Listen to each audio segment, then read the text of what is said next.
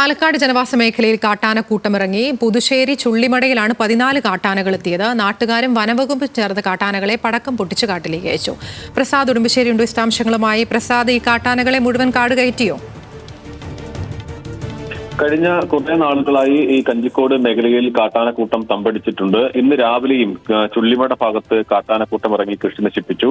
കാട്ടാനകളെ ഇപ്പോൾ തൽക്കാലത്തേക്ക് ഈ വനത്തിലേക്ക് കയറ്റിവിട്ടിട്ടുണ്ട്. പക്ഷേ ആളുകളുടെ ആശങ്ക എന്ന് പറയുന്നത് കഴിഞ്ഞ കുറെ നാളുകളായി ഇവിടെ തമ്പടിച്ചിട്ടുള്ള കാട്ടാനക്കൂട്ടം ഇനിയും ഈ പ്രദേശങ്ങളിലേക്ക് ഇറങ്ങും എന്നുള്ളതാണ്. എന്നാൽ വനം വകുപ്പ് പറയുന്നത് അവിടെ വനമേഖലയാണ് ആ പ്രദേശത്തുള്ളത്. അതുകൊണ്ട് തന്നെ വനത്തിനുള്ളിലേക്ക് കാട്ടാനകളെ ഇപ്പോൾ കയറ്റിവിട്ടിട്ടുണ്ട്. ആനകൾ ഇറങ്ങാതിരിക്കാനുള്ള നടപടി സ്വീകരിക്കുന്നുണ്ട് എന്നുള്ളതും വനം വകുപ്പ് പറയുന്നുണ്ട്. നമുക്ക് ആ ദൃശ്യങ്ങളിൽ തന്നെ കാണാം. 14 കാട്ടാനകളാണ് കഴിഞ്ഞ ദിവസങ്ങളിൽ ഈ മേഖലയിൽ തമ്പടിച്ച് നിൽക്കുന്നത്.